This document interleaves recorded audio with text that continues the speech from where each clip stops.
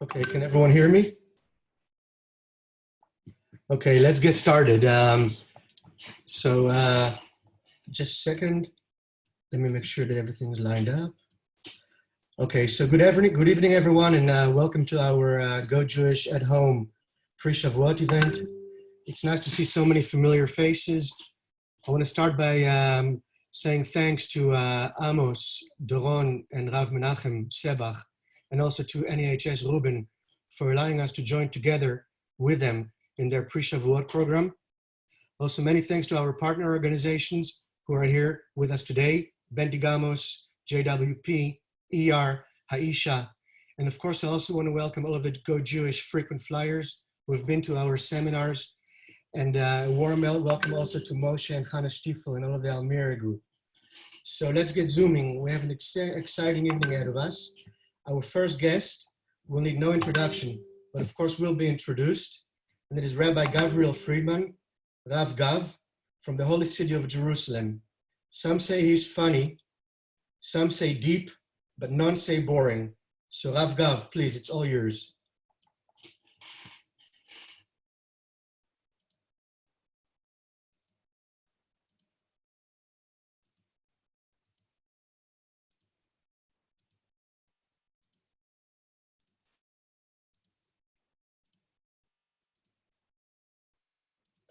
Rav Gav. Sorry about that. I was not unmuted, but I am now unmuted. I don't know who is who's running it. Whoever's running it, you also have the option of the 3 dots. Every one of us have a disease called 3-dot disease on our box. If you click the 3 dots, you can then spotlight me to put me in the middle. Not that I don't want Eldon to be in the middle. He's amazing. But just I'm saying for everyone else to be able to see the main screen. Hold on just a second. I see you. You see me as the main screen or as a small box? I see you as the main screen. Oh, amazing. All right. Let me see. No, you're the main screen. You also see me. It depends if you're on speaker view. So what do you say? What do we do, Rav Gav? If you go on my thing, you click. I'm in speaker view and I see you, Eldon. But that's amazing. Okay. I'll just start. I don't mind being small. Where are the 3 dots? Go on my box. You see my box? That's the whole thing. I have to find your box. I was looking. Find me. The guy doing this. Hold on. It's easier if you on top of the screen you can click speaker view. Yeah, I got you. Okay, and I put you on spotlight view. Got it. There you go. Touchdown. Okay, great. All right. Got it. There you go. All right. I'm the trial run for when Charlie and Neely get on. So it's good. Okay, here we go. Let's get started. So first and foremost, a tremendous shout out to Eldon Sandkruz. I don't know how to pronounce the last name. Forgive me. There's a lot of chuz in there, and you lose me at that part. But to Eldon for reaching out to me and setting this up. And I see a lot of familiar faces, and it's such a nice thing to see. I don't always get to come back to the same people, but I want to welcome everybody tonight for coming. And the perks of being, I see Doron is here, unbelievable. Oh, Rav Sabag, wow, nice to see you. Amazing. The perks of being able to go ahead and be first is that I can say whatever I want and everyone else copies me. So it's great. So you can't blame me if something's repeated. Okay, so here is the idea that I wanted to share with you this evening. We know we're coming up to this beautiful holiday, this amazing holiday of Shavuot or Shavuos, depending on your backgrounds. And there is a really wild part of the story that I don't find spoken about that often. I'm sure it is spoken about, but not that often. And that is that when the Jewish people are there at Har Sinai, you think like everything's going great, everything's going wonderful. So we say, hey, this is amazing. Let's get the Torah and let's move on with life, right? But something very interesting happens. And the Gemara says, the Gemara in Shabbos on page 88a, Pei Chesem and Aleph, the Gemara very famously says that Kofa Aleim Har Kegigis, that Hashem held Mount Sinai over our heads, and it is like a barrel. And he says an interesting line. If you accept the Torah, it'll be good. Everything's going to be good. However, if not, sham tehei kfuraschem. Now, many translate this incorrectly, and they say it as, if not, then here will be your grave. But it doesn't actually say those words. Now, there's a lot of questions you could ask over here. First of all, what's going on? We just said Nasav and Ishma. Like, we are in. God, we want this. You know, we're like, we'll take it. We will do before we will hear. And all of a sudden, God's like, oh, you're in? That's great. Here, let me hold a mountain over your head. And if not, I will kill you. Like, what? I just told you I'm in. Like, what do you chill? You know, what's going on over here? Okay, many answers. As the saying goes, much ink has been spilled over this question. But I'm going to share with you at least one idea about this concept over here to understand what is it when we say this concept of he held a mountain over our heads and said, Sham tehei kfuraschem. So first off, let's understand, I'm going to share with you two opposing ideas quite quickly, because I know I don't have all the time here. I don't want to take up everyone else's time. So I'm gonna start off just the following. This I heard from one of my rabbis when I was in high school. This is about 2 or 3 years ago. And what happened was that my rabbi shared a beautiful idea with me. What does it mean that it said God held a mountain over the heads and said, if you accept it, then good, and if not, here will be your, again, here or there will be your grave. What does that mean? He explained as follows, and I'm sure he was quoting someone. I just happened to have heard it from him, so I'm quoting him. Rabbi Kamenetsky is his name. And he said as follows. He said, what does it mean that he held a mountain over their heads? So I'll share it to you with a story that happened to me. My father took my brother and I to a little place called Madison Square Garden. I don't know if you've heard of it before, but a lot of times, like when people, it's in America, let's say like a Siyam Shas, the big like Jewish parties, they do it there. Or maybe you know it from some other reason. I don't know. There used to be a thing before Corona called sports. In any event, so my father took us to Madison Square Garden. My brother and I have an older brother, and we went to go watch a game of the New York Knicks, who were playing against the Chicago Bulls. Now, this was the last game that Michael Jordan, I don't know again if you've heard of him before, he's a Rav in America, but this was the last game, a very well-known Rav around the world actually, Rabbi Michael Yardain, they call him. Anyway, so he was the last game that he was going to be playing in Madison Square Garden before he retired and then came back and then retired again. But before his first retirement, this was going to be his last game.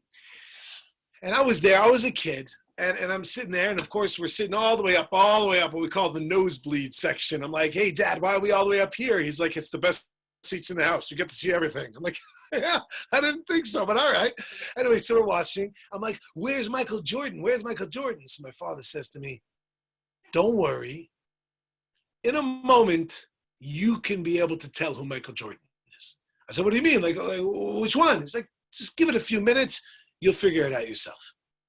The game started, and within a couple of minutes, there was one guy on the court that was above and beyond every other player there. It was just, and I was like, is that him right there? That's him? He goes, no, that's John Starks. But anyway, whatever. You have to know what that means to get that one. But the point is, I go, is that him? And it was obvious to pick out who Michael Jordan was because he was just so incredible. It was almost as if I was forced to say, that's Michael Jordan. Because it was so clear. It was so true. What does it mean when it says that God held a mountain over our heads and said that if you accept it, good, but if not, then this is it? It doesn't mean literally God saying, I'm threatening your life. What it means is, it was so clear. It was as if someone put a gun to your head and forced you to say the truth. It was so clear. There were no questions. When the Jewish people are Mount Sinai, it was the most obvious thing in the world. They can go and they could see, and one day they look at it like, this is truth. This is God. Nothing to talk about. That's what it was about. And really, we're meant to live our lives like that. We're meant to live our lives in a concept of, not like, well, there's a story once upon a time, but it's meant to be alive. How real is this thing called Judaism to us? Unfortunately, to many people, this idea called Judaism is a nice cultural idea. And you have people that get connected on holidays, Coming Shavuot, we'll have cheesecake. Hanukkah, we'll have latkes. Rosh Hashanah, we'll have the apples and honey. Yom Kippur, we won't eat. But anyway, the point is that it's like a cultural thing. That's not what it's meant to be. It's meant to be that not once in a while, it's all the time. It's our life. It's the truth. It's the reality. But I want to tell you another idea, another point, and then come back to a translation error. When God says, if you accept this, then great. But if not, sham tehei kfuratchem. What that literally translates as, there will be your grave. What is the there? Where? What's there? Say po tehei kfuratchem. Here will be your grave. What does it mean? It says, if you accept this grave, and if not, well then over there will be your grave. What's over there? So I want to share with you a syndrome. There's a syndrome out there. It's called OTS. I don't know if you've heard of it. It's a disease that's rampant. It's called over there syndrome. It's when a person lives their life thinking that there's always something better. There's always something better. But maybe there's something else. But maybe there's something else. You can have something right in front of you which is so clear and so good. And by the way, where do you find this also, unfortunately? You find this in relationships. A lot of times a person goes ahead and they're dating someone and they think that this maybe is a good person, but then they're like, but maybe there's someone better. If you live your life with maybe there's someone better, that's going to be your grave. That's going to be your downfall. The living a life of there, the living a life of not here, but there, that is death. We must understand the fact that what it comes down to is not to live a life of there, and when I get over there, and when I finish this. How many people have said, you know, listen, right now I can't do this, but when I finish high school, then I will. When I finish college, then I will. When the holidays are over, then I'll go on a diet. You know that one. When I finish, you know what? When I retire, then I will. What's the when I, then I syndrome? What's the focus on over there at some other time? What God is telling us at the very beginning is, let me explain something to you. This is the most incredible relationship I'm going to offer you, because that, my friends, is ultimately what Judaism is. It's coming up in just a few days, less than a few days, a couple of days. It's coming up the holiday of Shavuos, which is the anniversary of our wedding. What greater parable can we use, mashal can we use, analogy can we use, than of a husband and a wife, than of a relationship, and saying, maybe there's somebody better. We're coming up to 3,332 years. 3, 3, 3, 2. Amazing. 3,332 years of our anniversary. Those who have stayed and said, enough of over there, we're sticking with right here. We're going to live with right here. We're going to live with right now. We're not going to wait until something comes around, maybe over there.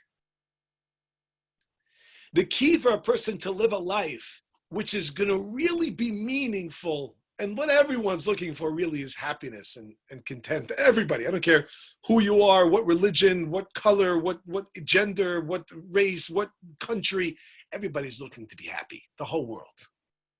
And at the end of the day, there's no greater way to attain that than to live in the here, in the now. When a person is able to take a look and see, what am I doing right now with my life? Where am I? How can I work on myself now? As they say, how's the line go? The future is a mystery. The past is history. The only thing we have is now, which is a gift, which is why it's called the present. We're meant to live in the present. in the present moment, in the present place, in the present time. And this, my friends, in a nutshell, is the idea of where everything started. We have to understand what truth and reality is. And that's why I feel we have this dual message over here. So let's recap and put it all together now. Because again, if you'll excuse me, Eldad, I don't want to take anyone else's time here. So we started from the beginning, very simply, put the concept, what does it mean when it says, Sham Teikfu Aschem? What does it mean that God called the mountain above our head and he says, that's it, you're going to die. What, chill, what are you talking about? Answer is, no, it doesn't mean what it means to them. It was so clear to them, it was so obvious to them that this is what it was. That it was as if they were forced to say, that's Michael Jordan. That's Michael Jordan. This is what truth is about. But then we have that creeping in our minds of, yeah, it's truth, but maybe there's something else out there. No, stop right there before you go any further, says God. Do you love me? Do you love me forever? Will you need me? Don't forget anywhere else. Right here, right now. Sham Teikfu Aschem. Stop saying maybe there's a better person out there. Maybe there's a better whatever. Now, by the way, certainly if you're married, stop saying that. But if you're not, but if you're dating, okay, you got to make the right decisions. I'm just saying when you work it out that this makes sense, stop playing these games. And enough with the when I, then I.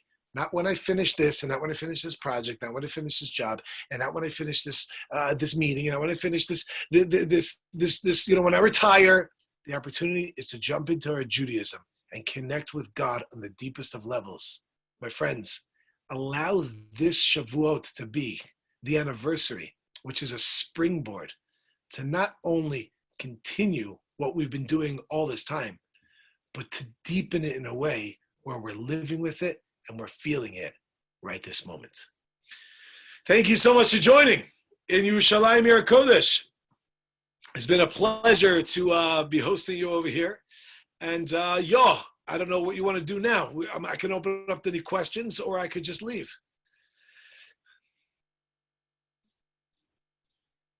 Well, okay then. I guess that means nothing. I think that Nachshon is supposed to be taking over. Yeah, that's right. I'm here. Oh, Nachshon, how you doing? I'm great. Rav Gav, how are you doing? Oh, doing great. I'm ready for our interview. Is that what we're doing now? Let's do it. Yeah, I was waiting for if anyone was going to ask questions, but I think we're still going to go to the next part. Anyway. To the next segment. Okay, well, thank you very much. I want to wish everybody an amazing holiday. It should be happy, it should be healthy, and it should be deeply connected. Thank you very much, and goeie nacht. Thank you. And thank you to Rav Gav for your amazing speech. It's such a pleasure to see you every time at our seminars and tonight at this event. And of course, also to you, Chag Sameach. And then it's time for the first of several musical performances. We are very happy to present to you two musicians from Israel that are both very well known in our community. I'm sure you have attended more than one event where at least one of them was boosting the atmosphere. Let's hear some music. The floor is yours, Shai Barak and Udi Ullman. Hey everyone, good to see you. It's a bit different though, but still good to see you. We're here at Shai Barak's house in the studio. And here's a great song that we do on Yotzrot of Shavuot. I'm sure you all know it. Please join us. Let's go. Shir LaMelech. Yeah!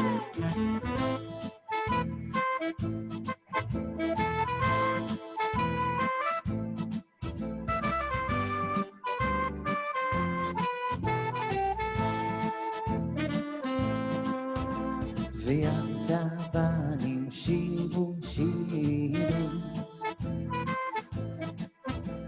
ויעתה בנים שירו למלך הוי ויעתה בנים שירו שירו שירו למלך תפארת מפוארה הוי ויעתה בנים שירו שירו ויעתה בנים שירו למלך הוי ויעתה בנים שירו שירו שירו למלך בתפארת מרפואה Oy oy oy oy v'yashnei avada voy avada Oy hamashmi b'kol shivcho v'yata banim shiru shiru שירו למלך, שירו, שירו, שירו למלך וישרי עבדה בואי עבדה אוי המשמי בכל שבחו ויד הבנים שירו, שירו, שירו Shiru lamelech, shiru, shiru. Okay, now it's your turn. I'm going to turn around and see all of you singing with us. Let's hear you. Come on. La la la la, la la la la. Come on, let's hear you. La la la, la la la la. La la la la. Shiru, shiru, shiru, shiru, shiru lamelech, v'yashrei avada vo'i avada. Oy hamashmi b'kol shivcho v'yad habanim shiru, shiru, shiru shiru lamelech shiru, shiru lamelech Come on together, shiru, shiru Shiru, shiru lamelech Oy shiru, shiru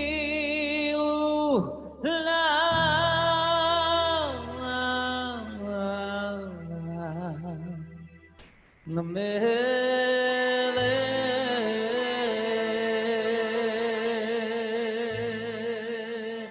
Thank you. And thank you, Udi and Shai. It's great. See you guys later. And then it's time for our next speaker. Our next speaker is one of the most sought after speakers inside and outside the Jewish world. He is, amongst many other things, a very successful investor, a community leader, a motivational speaker, and you may also know him from numerous appearances on TV, radio, and podcasts. He is also a senior lecturer for the Orthodox Union, Asia Torah, and NCSY.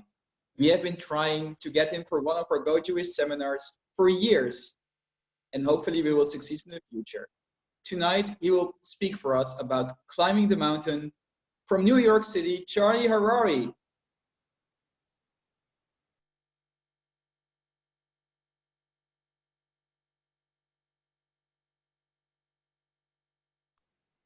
Charlie Harari.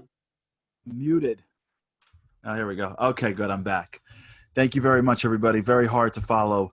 Rav Gav, one of the greatest educators out there. So thank you so much for having me. And it's great to see Rav Gav. I don't know if he's still on or not, but it's great to see him. And it's just an honor to be here. Oh, there you are. Thank you. I love you. It's just an honor to be here. It's just an honor to be with this incredible group. Thank you for the opportunity. And just to share a few words before we walk into Shavuos.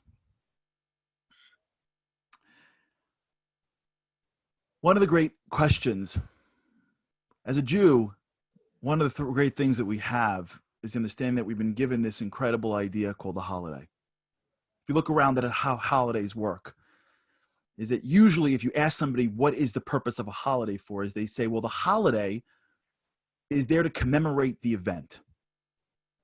Something happened, we look back, and we commemorate it. In America, we have something called Thanksgiving. You ask anybody what Thanksgiving is, they're like, I don't know, a long time ago, Indians and Pilgrims got together, and they had turkey, and as a result, from now on, we go back and we experience that holiday. Judaism is not like that at all. Judaism has a totally different approach towards a holiday. And there's no bigger yontif of the year in which this comes out than this one in front of us.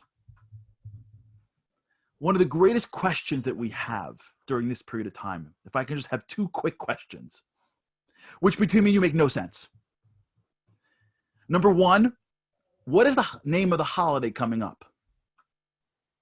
Say it with me. The name of the holiday that coming up is Shavuot or Shavuos.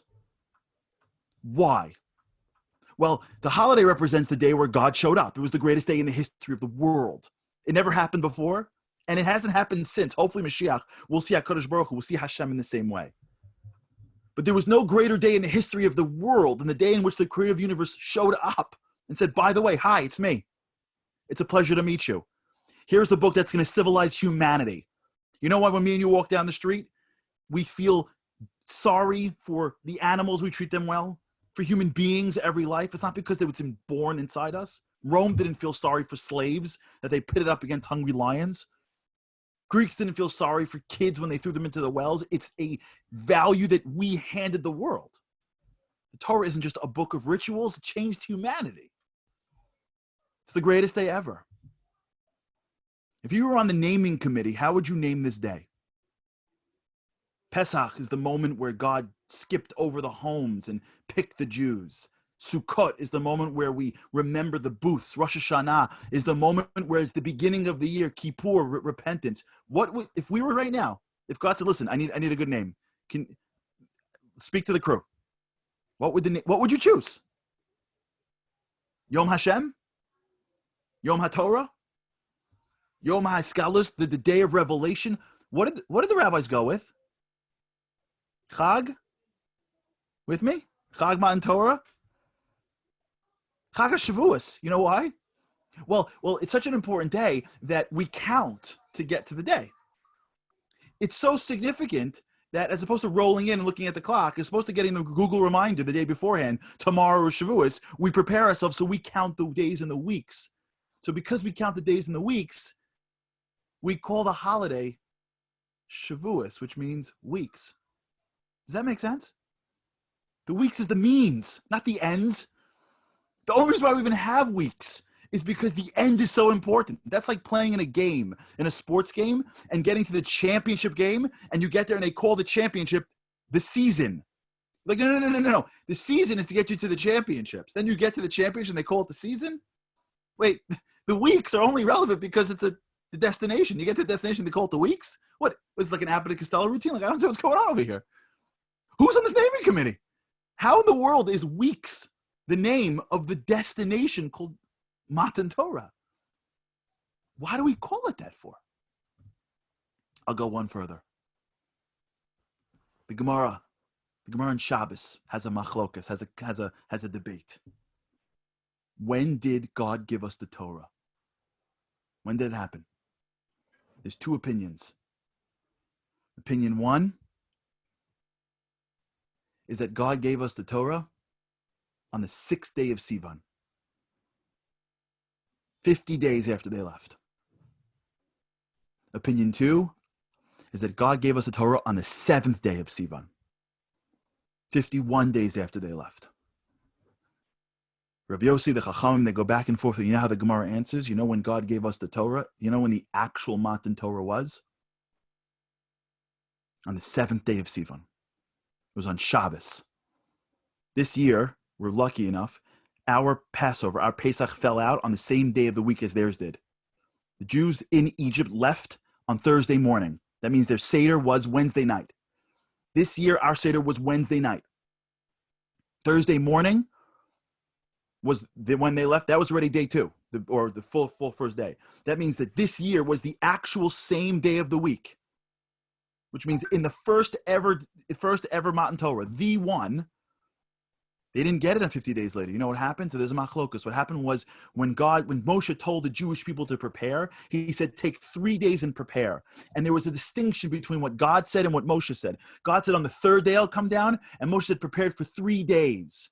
So if it's 3 days, the 4th, the 5th, and the 6th of Sivan, according to God's rule of on the 3rd day, he'd come down on the 6th, on the 3rd day. But Moshe said prepared for 3 days. And God respected Moshe, so that means the 4th, the 5th, and the 6th are 3 full days. So God showed up on the 7th. See, here's the secret. When we show up on Thursday night to keep Shavuos, it didn't even happen that day. It happened the next day. We missed it. We got the wrong day on the calendar. When you stay up all night because they were sleeping, yeah, you know why they were sleeping? Because nothing happened the next morning. When you eat dairy because they didn't have dairy, you're just eating cheesecake because we like cheesecake. Like nothing's going on. We missed it by a day. Different machlokas. I see Mary shaking his hands. Machlokas left and right. Why in the world do we have a holiday that doesn't even represent the day? They were sleeping. Charlie, I want to comment on this. They were sleeping because their neshama is going to up. They want to have a clean neshama. That's the reason why they're sleeping the whole night. So when Moses is coming down from the mountain, they want to have a clean Israeli people. Yeah, and the clean Israeli people is coming only by the clean neshama and the nation. So let me respond to Meir. They did. What I'm saying is that they got the Torah on the seventh day, which means that they missed that night on the next night. I'm not disagreeing. I'm saying it's one day off. That's the point. So let me make sure it's clear. Here are our two questions we got to deal with in the next 5, 6, 8 minutes. We're about to enter into a holiday that's the most important day of our lives. The title doesn't make a lot of sense. The title, the name, and the day is off by a day. What in the world are we doing? So I want to talk to you about one of the greatest misconceptions that we have in Judaism. One of the great challenges that we have is that each and every one of us live in a world. And when you live in a world, in a material world, you look around and we assume that there are those that are further along than others. There's growth. We got to be better every day. But when you live in a world when you're young and they put you into a school and they tell you these students are the good ones, these students aren't the good ones. When you go around through your life, we think that in the material world, the way it works is that there are those that are on the top and those that aren't on the top. One of the greatest, worst things that I hear Jews say is, you don't get me, Charlie, I'm not really a good Jew. As if there's a standard. It is, it's halacha. But as if like it's so simple that if you check more boxes than the next guy, God loves you more. And the reason why we think this way is because in many ways we're like the children looking up at our Father. But the way it really works is as follows. I remember one time one of my kids, it was my birthday. And for my birthday, I came down in the morning and my wife gave me a card. And then she made a card for all the children and they signed it. And then right next to the card of all the kids, there was a cardboard paper with scribble scrabbles all over it. It wasn't anywhere near what the other card was in its eloquence, in its colors, in its pictures. I looked like a stick figure with a little yarmulke on my head. Happy birthday was totally off. The drawing was out of the lines. It was a mess. And my youngest child looks at me and goes, embarrassed. He goes, Daddy, this is for you. I'm sorry it's not so nice. I said, honey, I love it. And he's like, sheepish. He goes, I try, but I don't know how to color like the card. I'm like, yeah, because you're not Hallmark. Like, that's not what you do. You're 4. He goes, I just didn't want to give you everything like everybody else. I wanted to give you a card myself.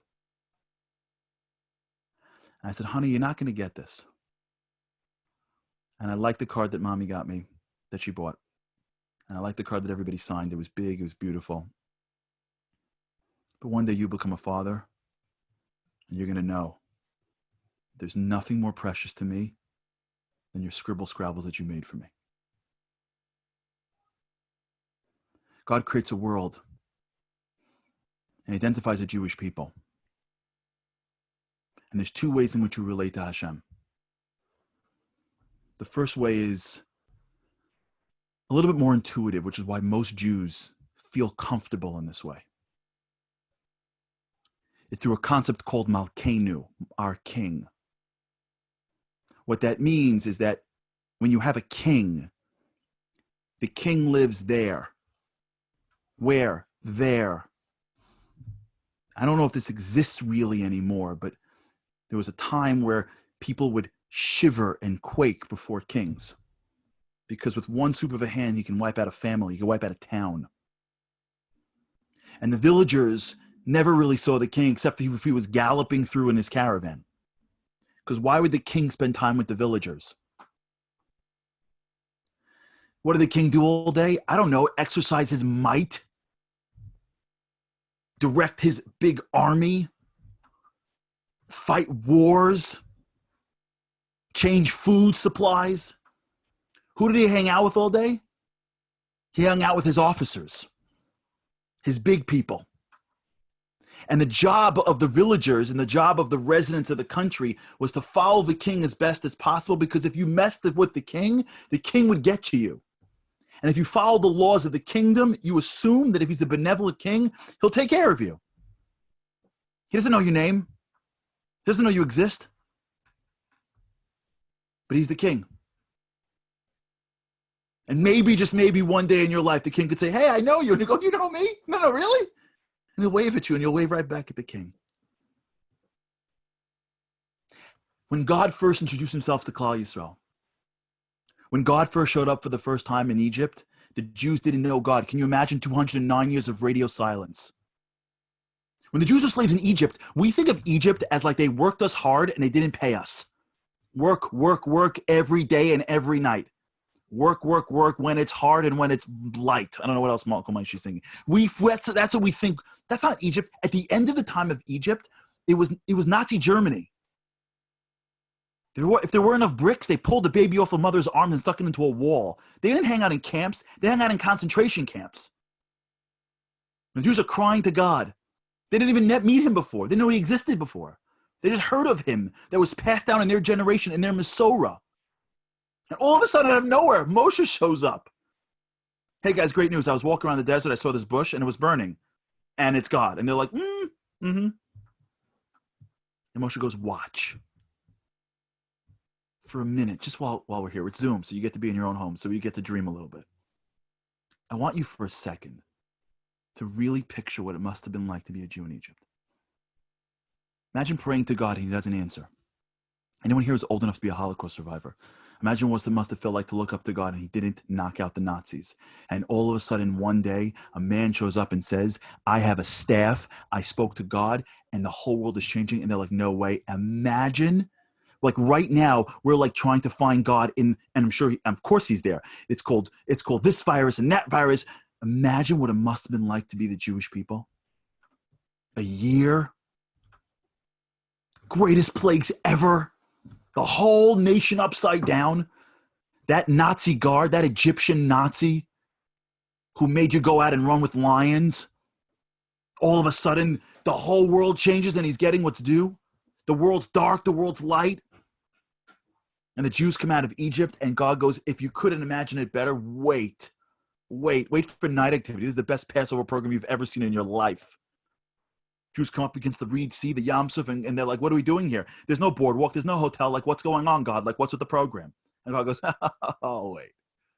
Keep on walking. Split, and the Jews go out of their minds. Remember the Haggadah says, for every plague in Egypt, it was 4 times, 5 times. The miracles that took place in the sea was beyond their imagination. They came out the other side. They went insane. They went insane. The men started dancing. The ladies started dancing. They pointed up to God that said, Zekeli va'anvehu. Vayaminu b'Hashem Moshe Avdo. They believed in God and Moses, his servant. If you were God's program manager, you're running God's program, what would you do? What would you do next? If you were God's program director, what would you do next? The whole reason why you had the whole game right now is to give them the book. God isn't bored. He's not playing Lego from heaven.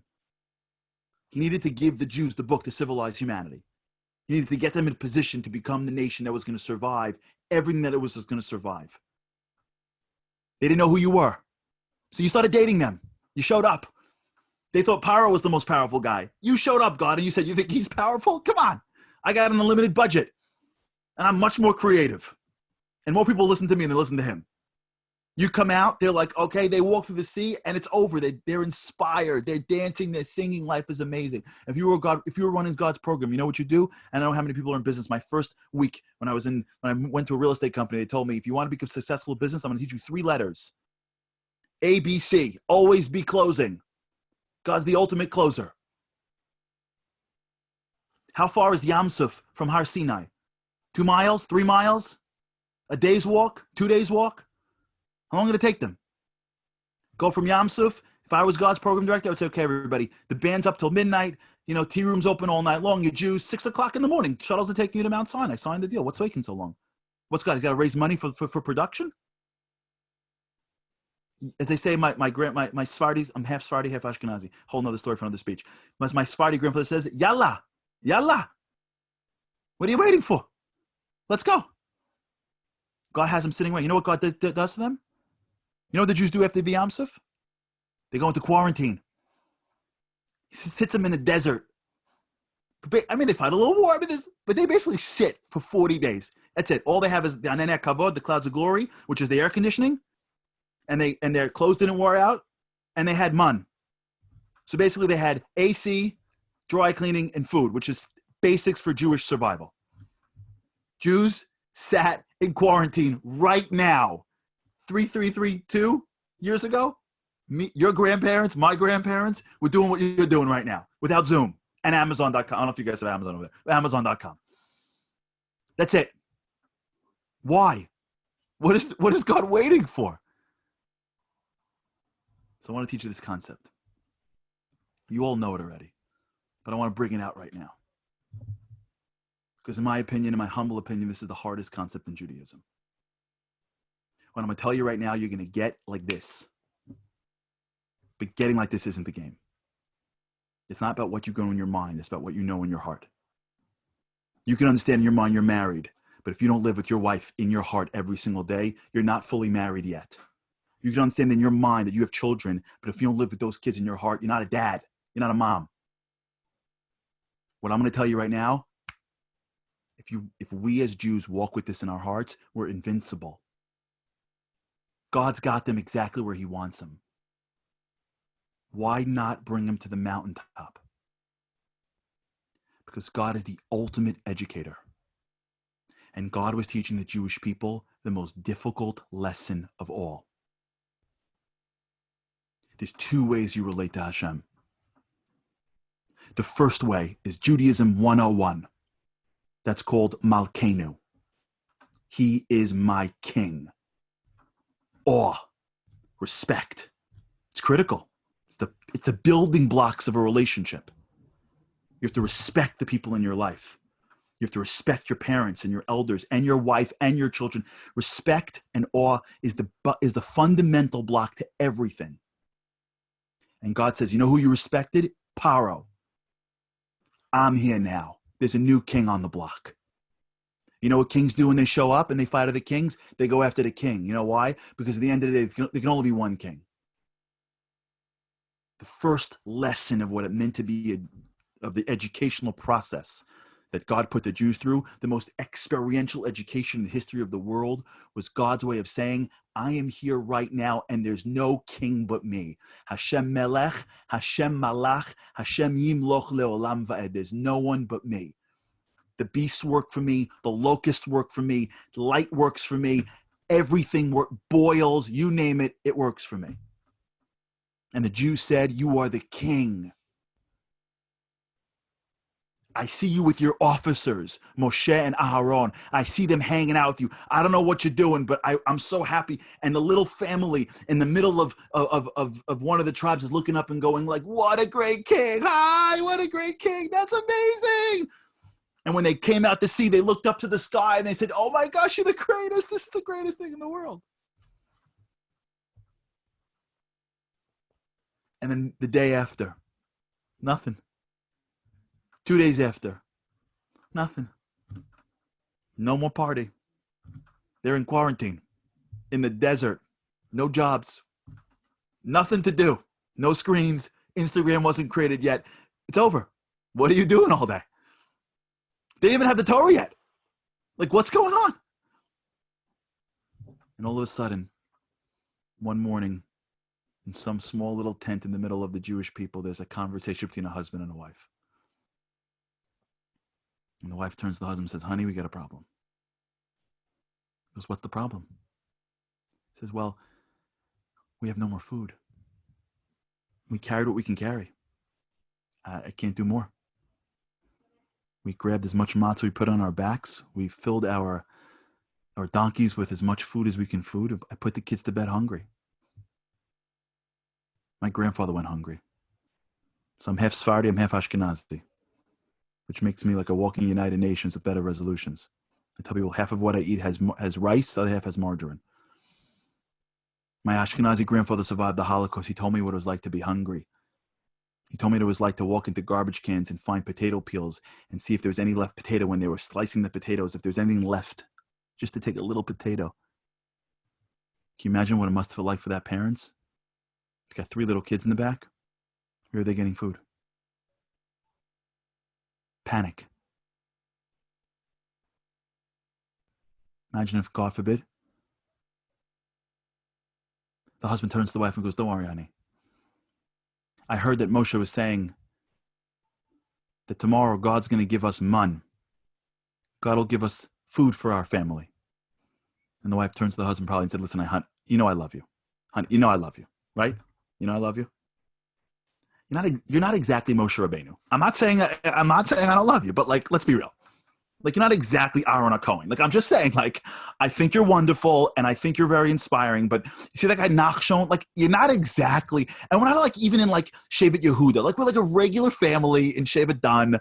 3 years ago, we were like sort of serving idols. Like, you think the king, that one, this by the sea, you think he knows our names? You think he knows how many kids we have? He's got a registry now. What is he, the government? He's taking tabs. And you know what the husband probably told the wife? I don't know. I bet you the next morning that guy left his tent, his hands were shaking. I bet you his hands were shaking. He goes to his spot and he looks down to the spot that it was designated for him, and he can't believe his eyes. He picks it up, he brings it to the house, he puts it on the kitchen table, and the wife looks at him, and then he looks at him and goes, 1, 2, me and you, we've got 3 kids. 1, 2, 3. How did God know who we are? The next day. You know the best part about the man was? God's the greatest educator in the history of the world. God knows if he wants to get our attention, you know what he's got to do? He's got to play with our food, with Jews. You can't get our attention for anything. You start messing with our food, we're paying attention. You know everyone's paying attention Yom Kippur for? Because we can't eat. You know everyone's paying attention on Tisha B'Av for? Because we can't eat. When God needs to get our attention, you know what he does? He doesn't let us eat. And then all of a sudden, like, we're like, no, what do you need? What do you need? We're here. Is it almost over yet? Because he knows. He made us.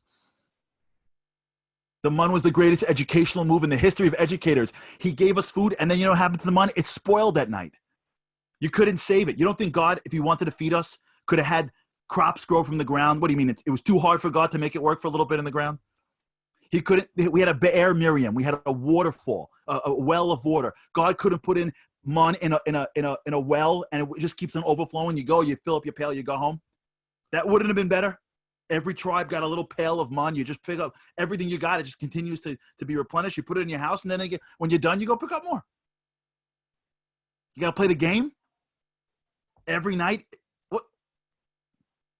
This wasn't a game. This was the master educator training his people for greatness. This is our history. The creator of the universe built us right here, right now. Every morning. You think he knows my name? You think he knows my name? You think he knows my name? And then the wife turns to the husband and goes, you know, your mother's coming for Shabbos. You know what happens when she gets hungry? Not pleasant. You think now God knows that your mother's coming for Shabbos? What is he, tapping my phones now? What is he, the government? What is he, tapping my phone lines? Guy goes, I don't know. Do you know that the man, the way it worked, was that manna, the way it worked is that if you did something righteous at night, it got closer to your tent. If you did something not righteous at night, it got farther from your tent. It was a dynamic. It adapted to the situation. And it was there to teach us one lesson. That the creator of the universe knows your name. See, kids don't get that. Anyone here who's a grandfather, you know exactly what I'm talking about. Or a grandmother. You could have 15 grandkids, and each one's your favorite grandkid. And each kid goes, well, but I'm not as smart as this one. I'm not as fast as this one. I'm not as good looking as this one. Because from a kid's perspective, you're competing for the love of your parents and your grandparents. But from a parent and a grandparent's perspective, you know you've got enough room in your heart for every one of your children. You don't love your kids if. You don't make your kids do homework for you. You love your kids because nothing. It's unconditional. They don't get it. They don't know it. They don't understand that your love is big enough. When the Jews came out of Egypt, they believed in God. You know what the God they believed in when they were by the sea? They believed in the king who hung out with his officers. And God says, that's good. That's called level 1. Level 1 is Malkeinu. Now it's time for the advanced course. You know what the advanced course is? That before you see me as your melech, I need you to see me as your father or your mother. We have a prayer called Avinu Malkeinu. When God goes, don't you dare call me your king until you get up there, look me in the eyes and call me your dad. You think I'm up in the clouds and you're down here alone? You think you only see me when you come to shul? You think I'm not in your life? You think I'm not on carpool? You don't think I'm in your kitchens? You don't think I want you part of your life? When the kids come home and only tell you like about school, you're like, what? I only care about school. I want to know about your life. And the little kids go, what do you care about the fact that my friends aren't nice to me? You're like, are you crazy? You're my kid. There isn't an iota of your life that I don't care about. And they don't understand how you have the patience. And the answer is you don't understand what it means to be a parent. There's no part of your life that isn't valuable to me. Is there anything more offensive for a child to treat their father or their mother like some ruler trying to do good things to get things from them? Thinking that they only love the kids that are the more perfect kids? Could you be more offended as a parent that way? God goes, no. I don't need more slaves. I got enough angels to make slaves. I need children. I need children. You got to know that I'm your father. That I know your name. I know your life. The challenges are there to make you bigger, even though you may not understand them. And I'm with you every day of your life. And if you don't talk to me every day, I'm wondering why. The advanced course of Jewish belief in God is that he is our Father. Avinu Av Harachaman. Banim Atem LaHashem. And don't you walk up my mountain, God says. Don't you walk up my mountain and give me that whole slave master stuff. When you come on my mountaintop, you look me in the eyes, you know that I'm your father. Because if you don't know that, when I tell you to do something, you're always second guessing me. If you don't know that, when things get hard for you, you're wondering if I'm even there. If you don't know that, then every time we make a deal and you go, I'll be good to you, so hook me up, and I don't hook you up when you want it, you're wondering if I even exist. You don't even know. If you don't know that, you're not going to taste the sweetness of my Torah. How could you? When my kids go to summer camps and they send us a letter home, we delve over every single letter. You think when the government sends a letter to my house, I delve over letters? God goes, you think the Torah is meant for, you know what the Torah is meant for? I want you to kiss every single letter. Because every letter I wrote to your thing is my way of kissing you back. You know that the Medrash in Shir HaShirim says that how is it that they saw the kolos? I don't have that much time. I'm going to run through the end. I want to be respectful to the program. You know that the Medrash says, listen to this beautiful Medrash. Listen to this, absolutely gorgeous. Listen to this Medrash. The pasuk says, the verse says, Kol ha'am ro'em saw the kolos. They saw the voices. How could you see voices? So there's a Medrash in Shir HaShirim that says that every voice that came out of God's lips turned into an angel. There's a Medrash, and it hugged the Jew and said, will you accept me? And the Jew says, yes. And the next word came out of God's lips, turned into an angel, came to each Jew and said, will you accept me? And said, yes. And it was the greatest moment of love between us and God. A master? That's the man. And God goes, when you come on this mountaintop, I want you to remember, it's me and you. You know why the holiday is on the wrong day? Because every year God says, you know when I'm giving you the Torah again? 50 days from when you left. The first year there was a technical difficulty. You weren't pure enough. So you had a 3-day preparation period. It bounced you the next day. And I don't want you to ever think that you know what this holiday is about? Commemorating what they had. The good old days. Ever hear this? The good old days. Everything was easy in the good old days. Before the internet, all the kids paid attention. Everybody was respectful. All the politicians were honest. The good old days. Remember the good old days? God goes, don't you show up in my holiday and say, you know when God hooked people? Oh, the good old days. That's when God, back then they were holy and God gave them the book. You know what's going on today? God goes, the day's the wrong day. You're not even keeping it on the right day. How could you commemorate a holiday? I gave the book on the 7th of Sivan. I gave the book on Shabbos. But every year I'm telling you, I'm giving the book on 50 days. And the first year was a technical difficulty. But every year afterwards, you know why you're keeping Shavuos on the wrong day? Because you have to remember, it's not a commemoration. I'm giving it to you on 50 days this year. Who cares what they did back then? Who cares if there's no laser light shows? On Shavuos morning, me and you, every single year. Just open your hearts. I'm handing you the book again from scratch. And you know why it's called Shavuos for? Because you know what the essence of every relationship is? Only one thing that defines a relationship. They asked, I forgot which philosopher, the question, who's higher? A man on the 40th rung or the man on the 15th rung? You know what the philosopher said? It depends on which direction they're going. Because the guy in the 40th rung who's on the way down, he's already on the way down. And the guy in the 15th rung on the way up, he's on the way up. God goes, you know why I called it Shavuos for? Because there's no destination in my relationship with you. You think you're all into this holiday, you're not a big rabbi, and you don't think I care about you? I care about one thing. Which direction are you walking in? It's all about the weeks. It's all about the journey. There's no end to this. As long as you're moving every single day, one step closer to me, that's all I ever asked for you. That's all we ask for our kids. That's all we ask for our spouses. Let's just grow together.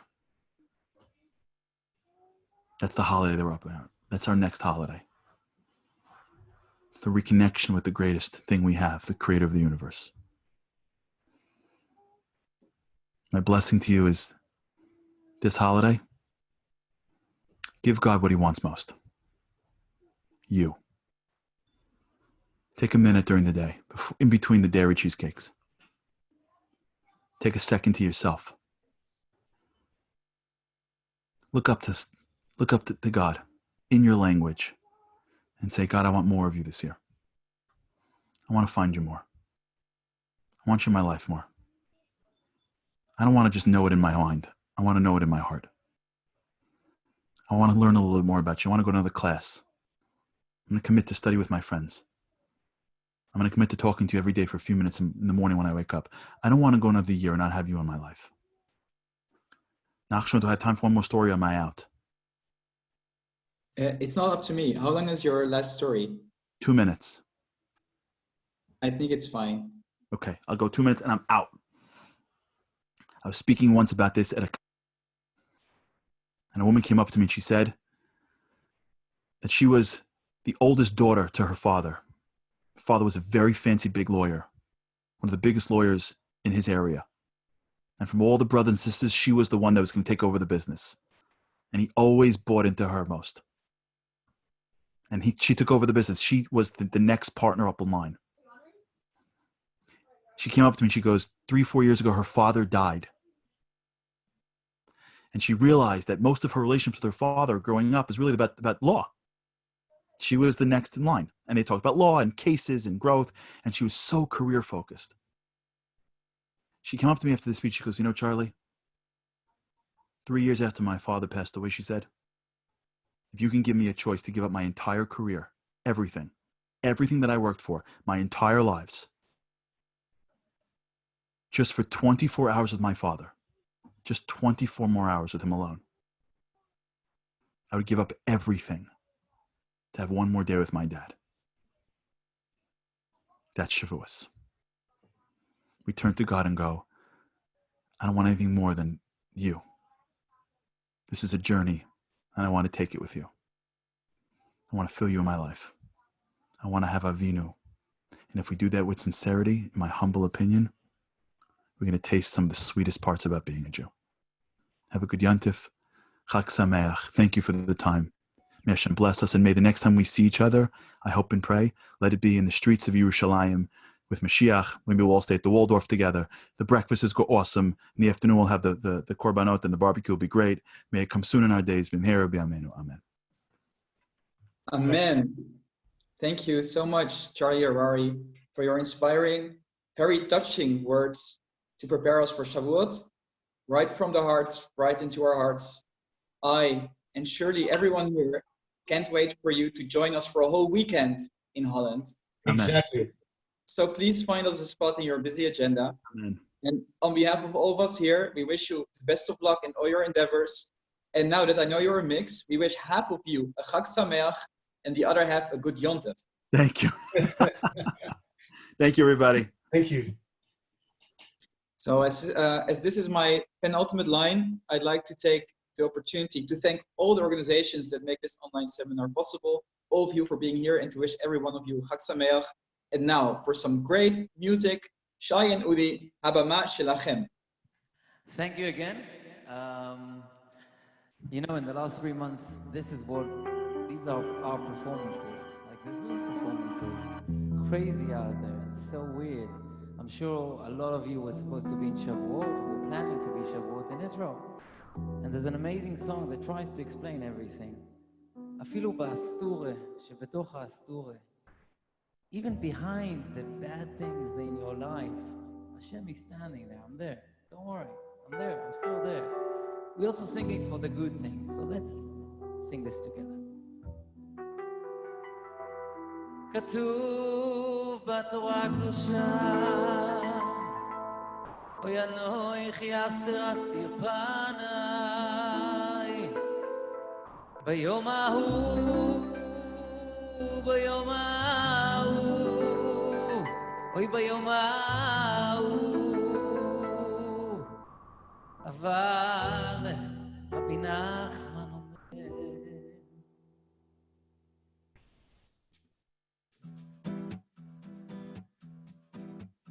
Ready to sing the thing? Let's go. ואפילו בהסתרה, שבתוך ההסתרה, בוודאי גם שם נמצא שם יתברך. ואפילו בהסתרה, שבתוך ההסתרה,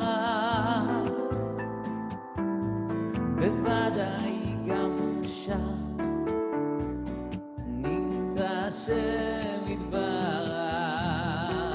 איי איי איי איי, גם מאחורי הדברים הקשים העוברים עליך, אני עומד, אני עומד, אני עומד.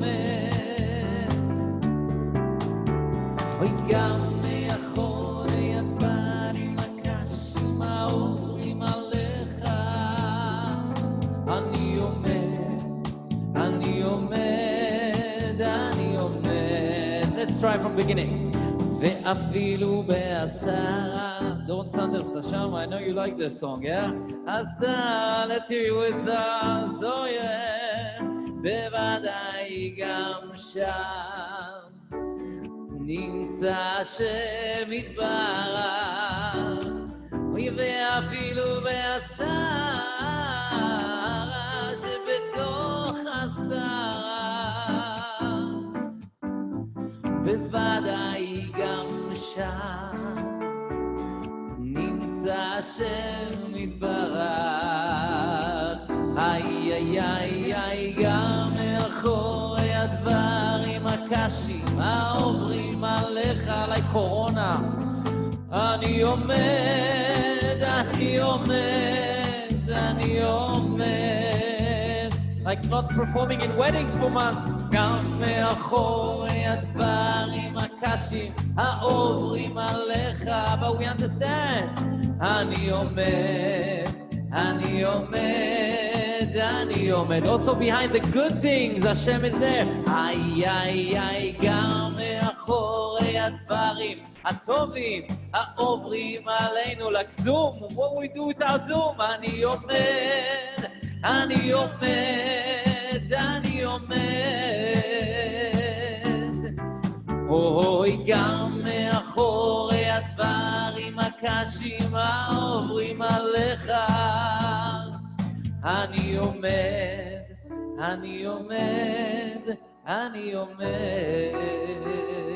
אוי, אני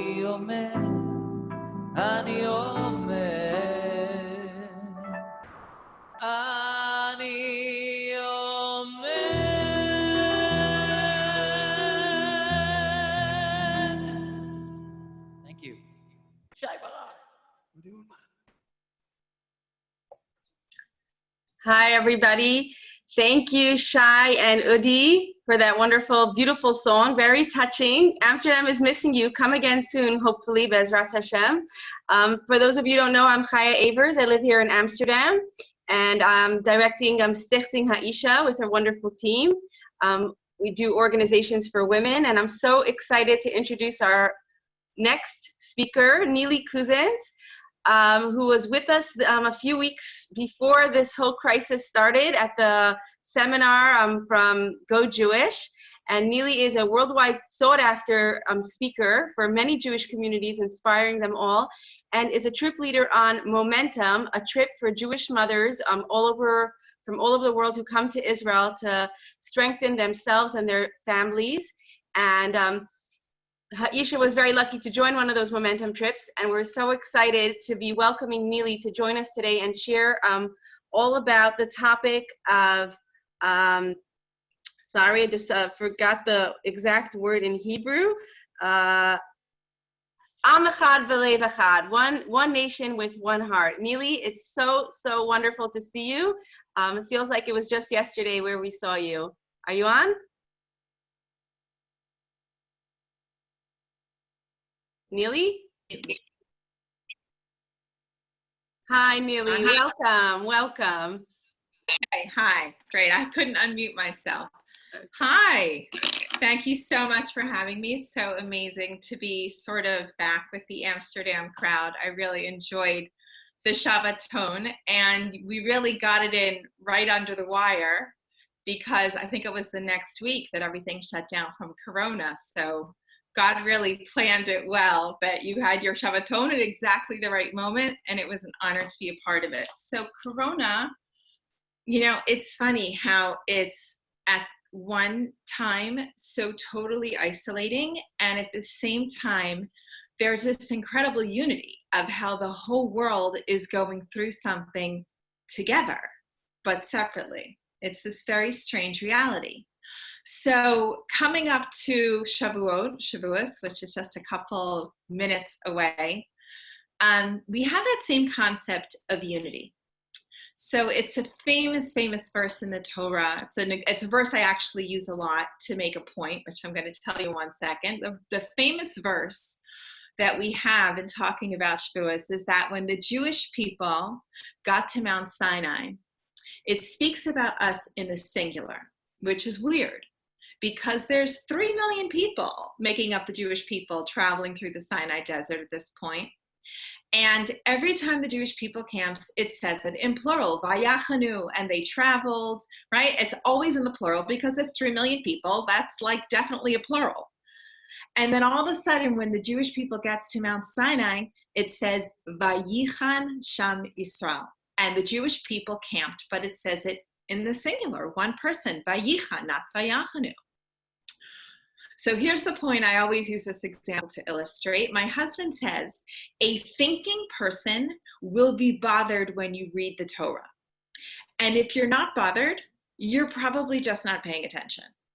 And the reason why a thinking person will be bothered is because the Torah is written in code. The Torah is written in a way that it's going to bother the thinking reader because the text is trying to tell you something. It's written in code. And if you're paying attention closely, mostly in the Hebrew, the translations sort of smooth over these discrepancies so it's easy to read. But when you read it in the original Hebrew, you should be seeing things that jump out at you that don't make sense. Anytime you see anything that doesn't make sense in the Torah, like the grammar doesn't match, the pronouns don't match, it's not the optimal word choice, it's repetitive, it's redundant. Whatever you see in the text that goes funny, that's your crack in the matrix. That's your red flag. Dig here. There's something deeper hidden here. Because there's different levels going on in the Torah. And on the one hand, like the storyline has to make sense. But at the same time, there's all these other deeper messages encoded in the Torah that if you're paying attention, you'll suddenly be like, well, why did it say it that way? That's wrong. And why did it use that pronoun? And that grammar tense like does not match what's going on. If you're paying attention, you'll see all of this. It's like if I say to you, an eagle has landed, and you think, oh, how nice, an eagle landed. Okay, you just totally missed what that sentence was trying to tell you. So if you see the equivalent of an eagle has landed in the Torah, on the one hand, it means, yeah, an eagle landed. But at the same time, look deeper, start digging, start mining those words. There's deeper meanings hidden. So when we see this weird use of suddenly a singular verb, when you're talking about 3 million people and should say, and they camped, it essentially says, and he camped. So the commentators jump on that to crack the code. Why is that singular? That should be plural. What's going on? It's the only verb in the whole story of the desert that talks about the Jewish people in singular. So Rashi, who was our MVP commentator in the Torah, Rashi says on the spot, Ke'ish echad b'lev echad, which means the Jewish people were so unified, we were Ke'ish echad, like one person, b'lev echad, with one heart. We wanted, your heart is the seat of your desire, what you really want. We were like one person with one heart. We wanted one thing. We were so unified. We were like one person. We were so unified. The Torah speaks about us in the singular, which is a beautiful idea. And I use it to illustrate this code all the time. But there's more to it. If you look at the next verse in the Torah, that was in chapter 19, verse 2. In the book of Exodus, the book of Shmos. This is Parshas Yisro. So in the next verse, in 19:3, the Torah says another very famous quote. It says that God says to Moshe, Kotz Homar leves Yaakov, so you should speak to Beit Yaakov, the house of Jacob, v'sagid l'bnei Israel, and you should speak to the children of Israel. So we jump on that. That's redundant. So you should say to the house of Jacob, so you should speak to the children of Israel. Just say, go tell the Jews. What's with all the double phraseology? What's going on here? So we understand that the Torah is telling us there's two types of people here. There's Beis Yaakov and there's Bnei Israel. Beis Yaakov should ring a bell. That's the name of, the Jewish schools for girls literally all over the world, because this Beis Yaakov, Beit Yaakov, that is referring to the women. And God says to Moshe, Kotz Homar leBeit Yaakov, so you should say to the house of Jacob, speak to the women softly. Women can hear the message. They'll be inspired. You can connect to them. They're with you. Speak to the women softly. The Tagid lebnei Israel, and you should say to the children of Israel, it says that's referring to the men. Speak more harshly to the men. You gotta talk straight. You gotta get it into them. Men and women are different, and you have to speak to them differently.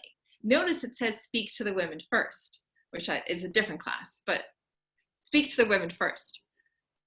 But here we have in verse 2, it's telling us we're all so unified, we're like one person. And in the next verse, it's saying, yeah, but they're different. And you have to talk to them differently. Well, which is it? Are we one or are we two? If you keep going in the chapter, in verse 24, we get even more separated. It says that God says to Moses, the Jewish people should encamp around Mount Sinai, and I'm going to descend upon the mountain, and it's going to be intense, like Charlie just spoke about. You see the voices, and right, you hear this, you hear the lightning, and you see the thunder. Like, it's going to be an intense experience. This mountain is going to be holy. Everybody off the mountain. God's presence symbolized by the cloud is going to be on top. And then there's an area where only Moses can go. And then God tells Moses, make another boundary, and only Aaron can go there. And then make another boundary, and only the Kohanim could go there. And then make yet another boundary, and then the Jewish people can be there. And God tells Moses twice, go down and warn them, do not go past your boundary. Like this, I'm not kidding. Do not move. This is where I want you to be, but not further, not closer. Like stay right there. Well, hang on.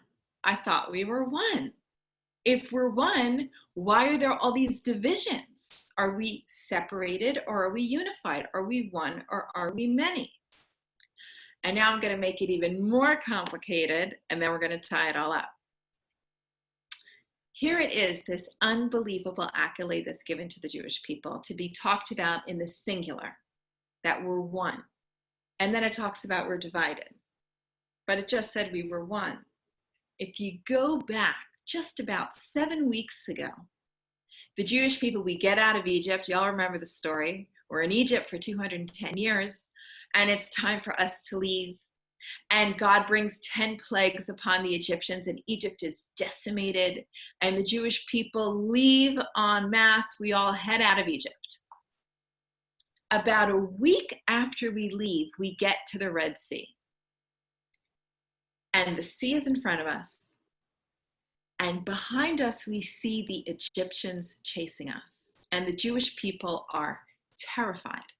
And it actually says, the Jewish people turn to Moses and they say, what? There weren't enough graves in Egypt? You had to bring us here to die in the desert? It's like Jews always have a sense of humor. Like, what? We couldn't die in Egypt? We had to die here? Like, Moses, what are you doing to us? We came here so the Egyptians could kill us by the sea? And as the Egyptians are chasing us and we're freaking out at Moses, and Moses turns to God, and God says to Moses, don't talk to me now. Tell the people to move. And we move through the Red Sea, and Nachshon ben Aminadab is the first one in, and everybody else follows, and the sea splits, and it's unbelievable. And the Egyptians follow us in, and our enemies are killed. We all know the story. The sea comes crashing back on the Egyptians, and the Jews go through on dry land, and we're safe on the other side. But it says that when the Egyptians were chasing the Jewish people right before the sea split, it says, Umitzrayim nosea acharehem, which means, and the Egyptians were traveling singular. It should say nas'u, plural. All the Egyptians were chasing the Jews. It doesn't say that. It says, and the Egyptians nosea, like singular, chased after the Jewish people. That's a code. Rashi on the spot jumps on it to track the code. And you know what he says? He says, Belev echad k'ish echad, with one heart, like one person. Exactly what he says about the Jews at Mount Sinai. So you got to ask yourself, like, hang on, is this a good thing or a bad thing? Because when you talk about the Jews at Mount Sinai being singular, it's like, gewaltig. They were so unified, one person with one heart, unbelievable. But the Egyptians, in their bloodthirsty quest to chase us, to kill us, to get their slaves back, they were also like one person. And Rashi says almost the same exact thing, with one heart, like one person.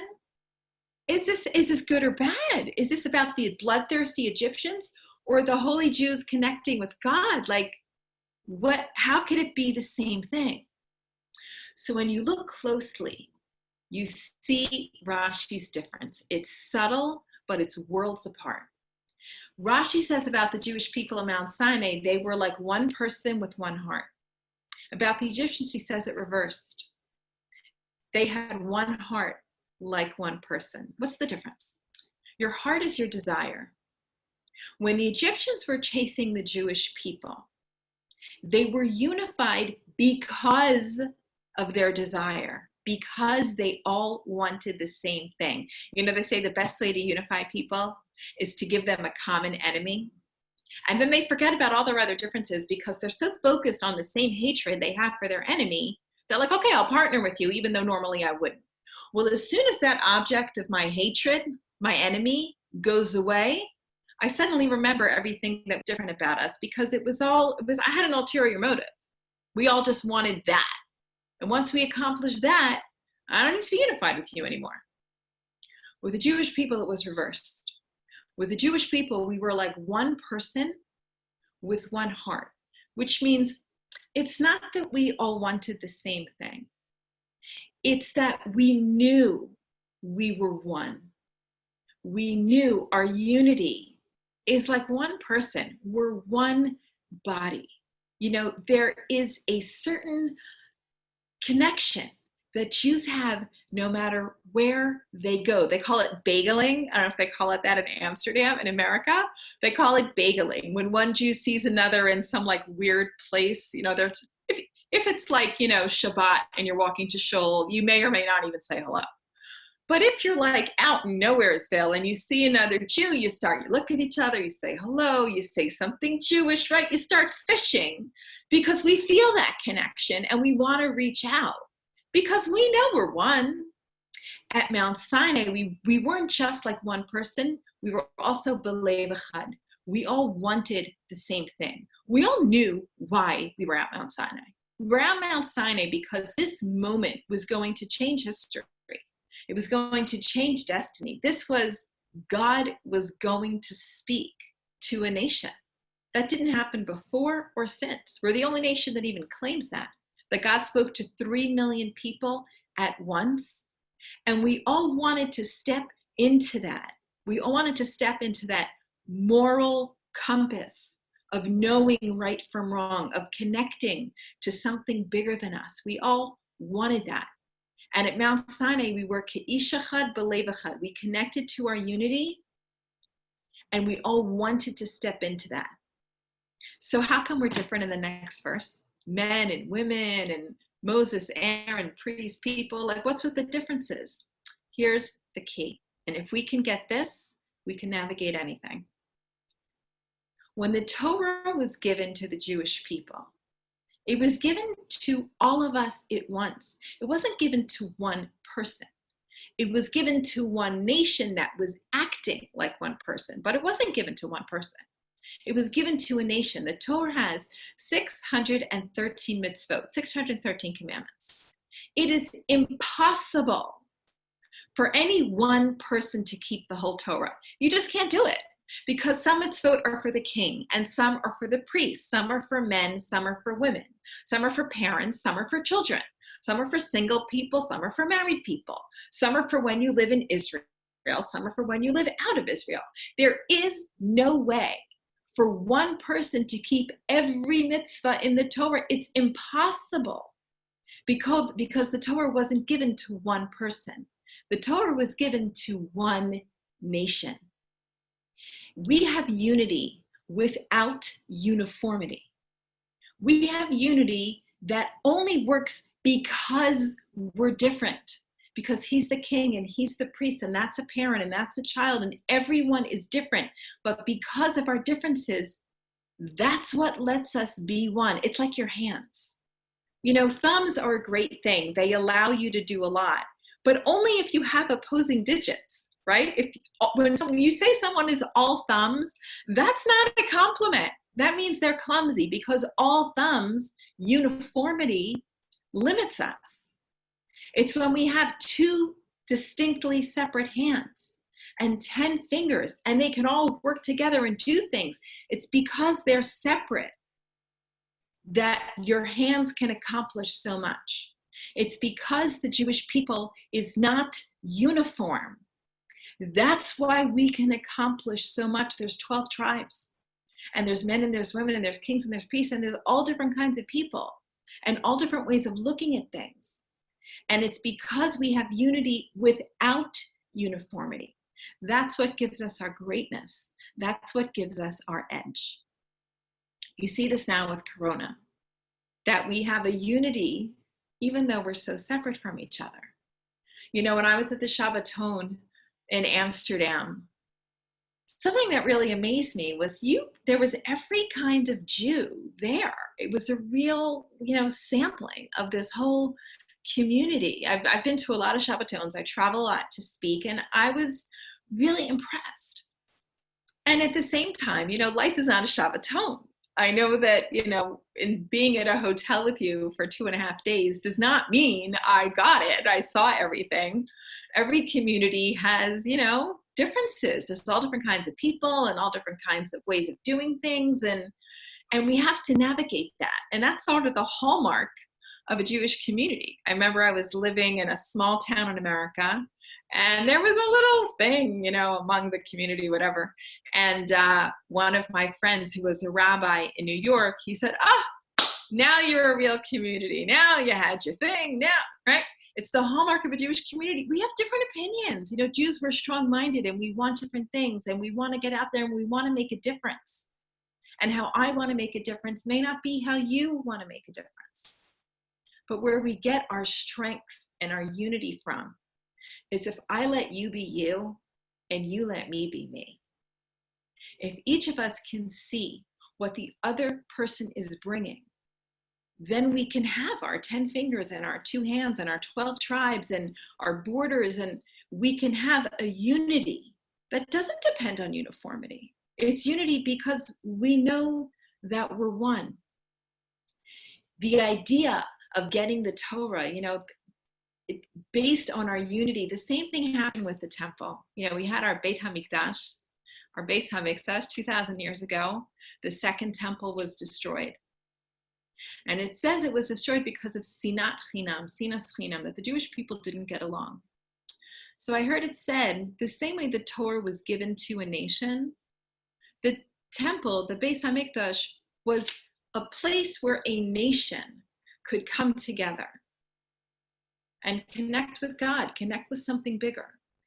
And sinas chinam means senseless hatred.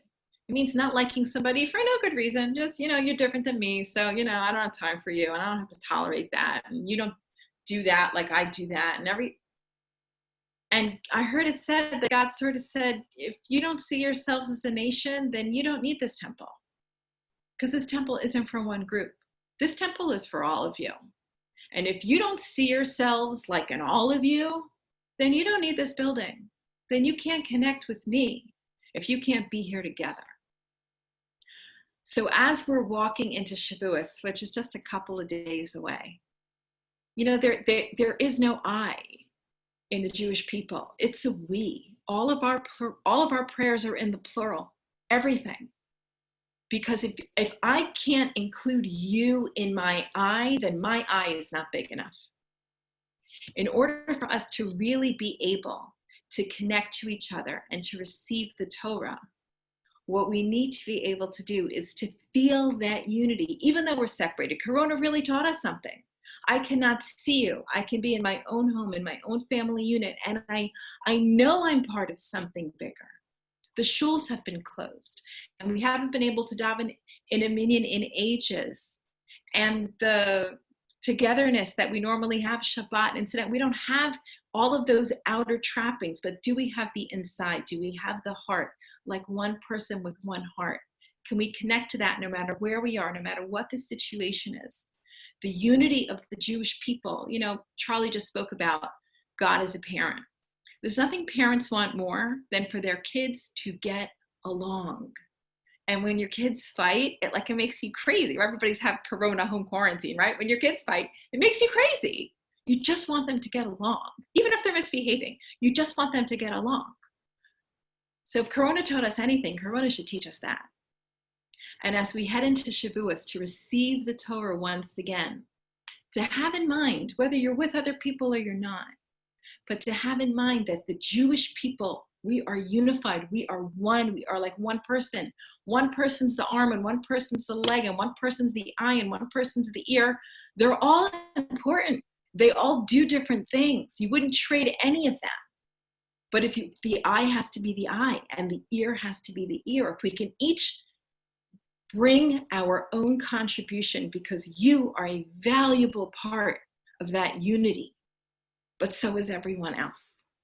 So my bracha to all of us is, as we head into Shavuos, as we try to receive the Torah again, we should bring our own valuable contribution and realize everyone else's contribution is just as important. And we should feel that unity, and God should see that we feel that unity.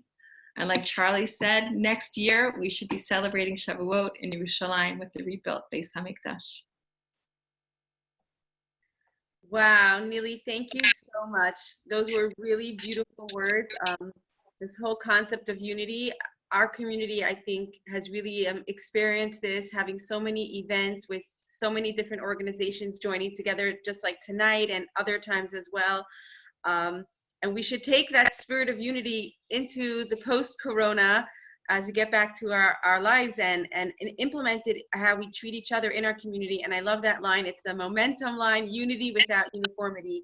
Accepting everyone's differences just the way they are. It's so wonderful to see you, and hope you can visit us again in Amsterdam, and hope that Aisha could come in November and trip with you through Israel. Be'ezrat Hashem. Be'ezrat Hashem. Yes, see you here. Yes, thank you again for joining us. And Udi and Shai, are you guys on? We can't wait to hear you again.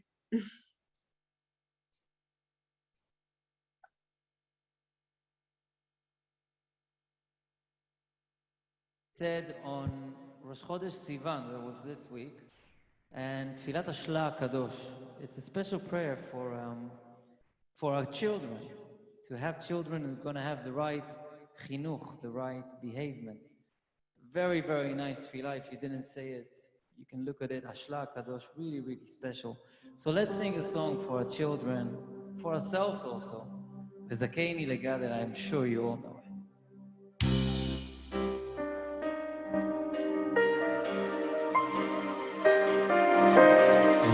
V'zakeini legader, bani mivnei vani, chachamim unevoni, ohavei Hashem yirei Elokim, sheyemet zera kodesh b'Hashem ve'iki. Sing with me.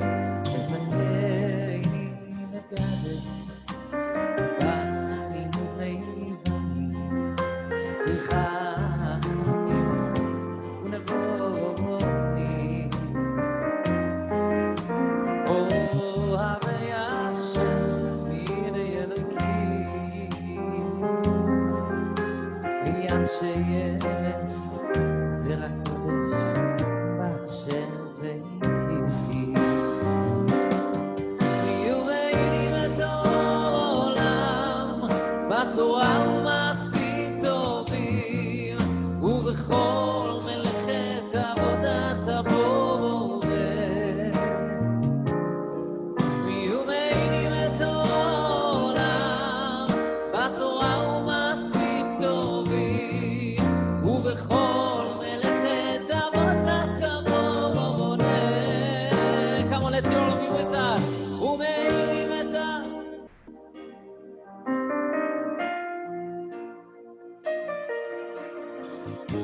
איזה יופי. עבודת הבורא, ומעינים את העולם בתורה ומעשים טובים, ובכל מלאכת עבודת הבורא. שמור עלינו כמו ילדים, שמונה ואל תעזוב. תן לנו אור ושמחת נעורים, תן לנו כוח עוד ועוד. שמונה עלינו כמו ילדים, שמונה ואל תעזוב. תן לנו אור ושמחת נעורים, תן לנו גם לאהוב. יהיו מעינים את העולם בתורה ומעשים טובים, ובכל מלאכת עבודת הבורא. ויהיו מעינים את העולם בתורה ומעשים טובים, ובכל מלאכת עבודת הבורא.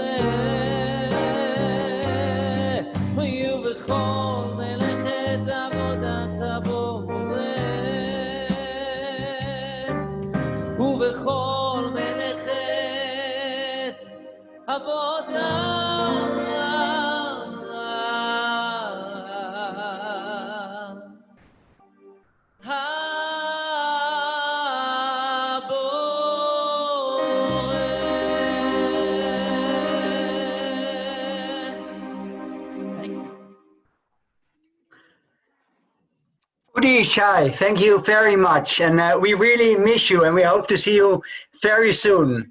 And before I introduce the last speaker of tonight, someone you all know, I do want to inform you that tomorrow night we have another great shiur from a very well-known speaker, Rezi Chatzik, and she will talk to us at 8:30 about the Book of Ruth, a legacy of kindness. So then it is my great pleasure to introduce my own neighbor, the one and only Rav Menachem Sebach. Thank you, Alon. Thank you, Eldon, and all the people that together organized this wonderful evening.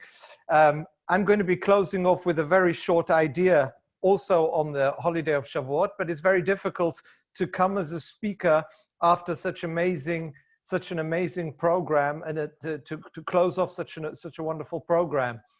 You know, starting off with the amazingly enthusiastic and hilarious Rav Gav, who I respect tremendously, the beautiful, uplifting music from Shai and Udi that is so heartwarming, the wonderful words of Charlie Harari, such a motivational speaker, like, you know, one in a million, was fantastic to hear, and of course the brilliantly, beautifully eloquent and learned Nili Cousins.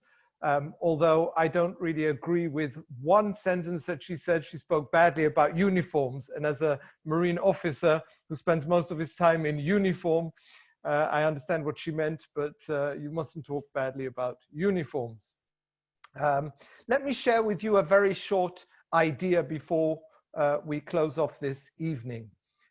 In the wonderful and amazing experience of receiving the Torah at Har Sinai, if we open the book of Shemot, then we read the following sentence: Vayhi bayom hashlishi, on the third day in the morning, and as we heard from Mr. Harari, the date is not clear. You know, the Machloket Tanakam and Rabbi Yossi in Masechet Shabbat, it's 6th of the 7th. But anyway, on the third day in the morning, there is an amazing experience. Vayhi kolot uvrakim ve'anan kaved al hahar. There's lightning, there's thunder, there's smoke. The special effects are like a Hollywood production. There's noise. V'kol hashofar holech v'chozek. And there's this enormous sound of a horn blowing that is going so massively strong. Vayecherad kol ha'am, and the entire nation stands and shivers at the base of Har Sinai, waiting to see what happens. I must say, God had an amazing production here. He did not sparingly use the special effects. And then comes the voice of HaKadosh Baruch Hu, and the Talmud tells us that when HaKadosh Baruch Hu started speaking and said, Anochi Hashem Elokecha, that was so powerful, that was such an amazing experience to hear the voice of God in reality, that the people who were human beings, who are mere mortals, could not deal with that, and they all perished, they all died and had to be brought back to life. And the question that I want to ask here tonight is, if God's voice is so powerful that humans cannot even hear it, that mortals will leave this world just from the sound of God's voice, then why on earth did he need all these special effects? Why did he need thunder and lightning? Why did he need kol hashofar? Why did he need all these special effects to instill fear and awe in the Jewish people before his voice sounded? Was his voice not enough to convey the message of the Ten Commandments? Was that not enough? Did he need all these special effects? I once heard a story about a young man that wanted to join a very elitist and exclusive golf club. So he went to the board of this golf club and he put in an application, and they refused his application. He didn't give up. He put in another application, and again they refused his application. A third time he put in his application and he was again refused. But he didn't give up, and he put in his application a fourth time. When he put in his application the fourth time, they sent him a letter and they said, okay, we are prepared to think about accepting you. They made a meeting and they said, you have to come to this and this address, which was outside the city, a big mansion outside the city. You come to this address and then we will talk about accepting you to our exclusive golf club. The next day, he took his car and he drove many kilometers to this address that he was given, and he arrived at this big mansion with a gated community, and he tried to get through the gates and they wouldn't let him through the gates. The gates were closed, they wouldn't open. So he got out of his car and he climbed over this gate, and it was a sharp gate and it was a high gate, and he tore his clothes, but he managed to get over the gate. And he walked up the path to this big front door of the mansion and he rang the bell. No answer. And then he starts banging on the door. He thinks maybe the bell isn't working. And he's banging and banging and banging on the door. And again, there's no answer. And suddenly he notices that on the third floor, there's an open window and there's a drain pipe. So he starts crawling up the drain pipe, and it was difficult. It was hard. And he's crawling up this drain pipe and eventually throws himself in through an open third floor window, hurting himself and bruising himself and bleeding. And he goes down the steps in this mansion and he walks into the big living room, and there's a table and the entire board of the golf club is sitting there. And the chairman stands up and says, "Yes, sir, you are accepted into our golf club." And he's shocked. He says, "Excuse me, why didn't you open the door when I knocked? Why didn't you open the door when I rang the bell? Why didn't you open the gates if you knew I was coming to the meeting?" And they told him, "If you were not prepared to make that much effort in order to get into our club, you would not be worthy of membership. You had to go through all these hardships to understand that you now are worthy of the membership of this exclusive and elitist club." HaKadosh Baruch Hu could have very easily just got up on Mount Sinai and with his voice terrified the people. The special effects was sending a very important message to the Jewish people. When Hashem was giving them the Torah, when he was giving them a moral guideline for life, he was telling them something else as well. He was telling them it's not always going to be calm and sincere and quiet, the times that you will be confronted with in accepting my Torah and fulfilling your obligations. There will be time that there will be thunder and lightning. Life will throw curveballs at you. There will be a lot of noise that will disturb you when you are trying to fulfill my mitzvot. But you have to understand that the commitment that you are giving and the commitment that you are showing to accepting the Torah is not dependent on how calm and relaxed your life is. Even in a life that is full of noise, where there is lightning and thunder, and when there's so many distractions, you still have to be committed to the words that I'm telling you here on this mountain. So the special effects were not to instill fear. The special effects were to tell the people that life is made up of calm moments, but life is also made up of destructive things. Life is made up of things that will distract you. And in those moments, you have the same obligation to fulfill and to renew your commitment to my laws and to Torah study. How often have we made times for Torah study and then something comes on the way and disturbs us? Something comes and distracts us. Something comes to change our original plans. One of the basic messages of Torah is that it is not dependent on how you feel. It is dependent on the essence of what it is.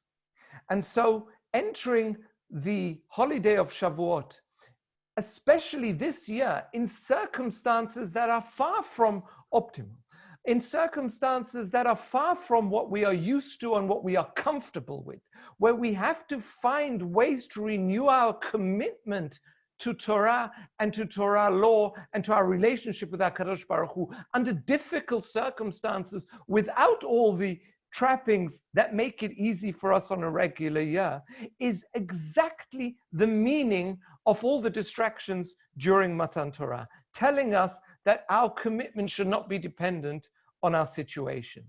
And so even though our situation is difficult, our commitment is this year, as it is every year, strong, our fortitude as a people is strong and will always be strong for all time.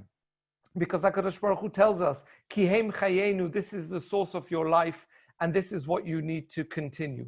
And this is a bit of what actually the Mishnah tells us in Masechet Avot, Ve'al tomar k'she'efne eshne shema lo tipaneh. Do not put off your Torah study. Do not put off fulfilling the laws of HaKadosh Baruch Hu, shema lo tipaneh, because maybe there will never come an opportunity when you will have the calm to be able to do it. So let us take this opportunity with all its difficulties. Let us embrace the moment. Let us embrace the opportunity to renew our commitment to HaKadosh Baruch Hu, to renew our commitment to Torah and to the morals of Judaism, as we do every year, this year with a slightly different situation. So I wish you all Chag Sameach, a happy holiday, but a meaningful holiday, and a holiday in which we manage to renew our commitment to Torah and to HaKadosh Baruch Hu. Thank you again, Eldon. Thank you, Go Jewish. Thank you, NIHS, Amos, and all the other organizations that made this evening possible. I know it was amazingly uplifting for me to sit and listen to such wonderful lectures and words of Torah and the music and seeing the people all connected in such a beautiful way. I wish you a Chag Sameach and a meaningful Yom Tov. Thank you. Thank you very much, Rav Menachem. And without further ado, we go one final time to Udi and Shai for the grand finale. Yeah, grand finale. Rav Menachem Shkoyach, good to see you. Eldan, אתה מספר אחד, כל הכבוד on everything and this amazing evening. Thank you for being part of it. Thank you, Shai Barak. Let's sing a few for Shavuot, a few Israeli songs. You all know them. Sing along with us. על הדבש ועל העוקץ, על המר והמתוק, על ביתנו התינוקת, שמור אלי הטוב, על האש המבוהבת, על המים הזכים, על האיש ששב הביתה, מן המרחקים. Sing with me. על כל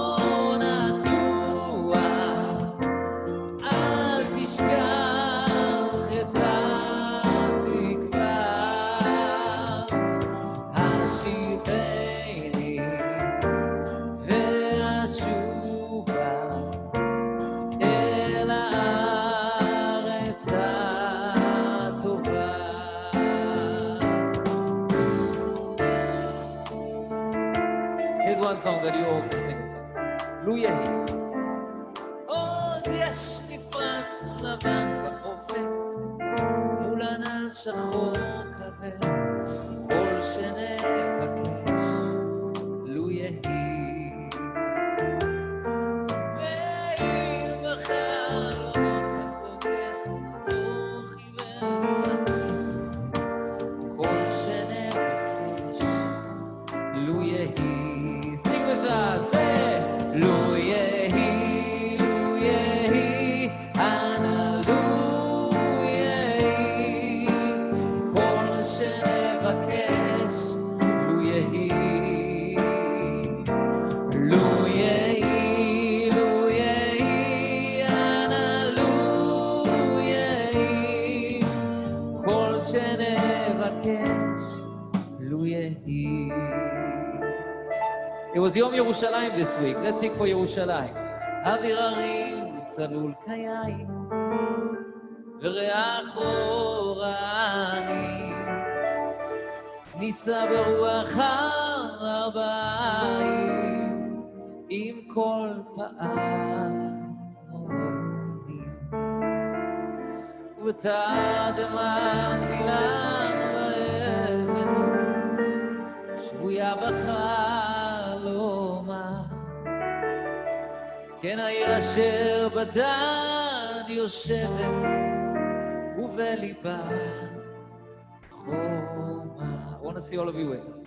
ירושלים של זהב ושל נחושת ושלו, הלא לכל שירייך אני קינו. ירושלים של זהב ושל נחושת ושלו, הלא לכל שירייך אני קינו. Next song. It's one song that we all hope for next year, בשנה הבאה. נשב על המרפסת, everyone together here in ארץ ישראל, or in Amsterdam, but together, one on one, everyone with us. בשנה הבאה נשב על המרפסת ונזכור ציפורים נודדות, ילדים בחופשה ישחקו תופסת בין הבית לבין השדות. כמון! או תראה כמה טוב יהיה בשנה הבאה. או תראה כמה טוב יהיה בשנה הבאה. שי ברק! Come on, I want to see everyone clapping with us. שמח! Ready? Sing with me along. 1, 2, 3. או תראה כמה טוב יהיה בשנה הבאה. או תראה כמה טוב יהיה בשנה. One more time. כן, או תראה כמה טוב יהיה בשנה הבאה. או תראה כמה טוב יהיה בשנה הבאה.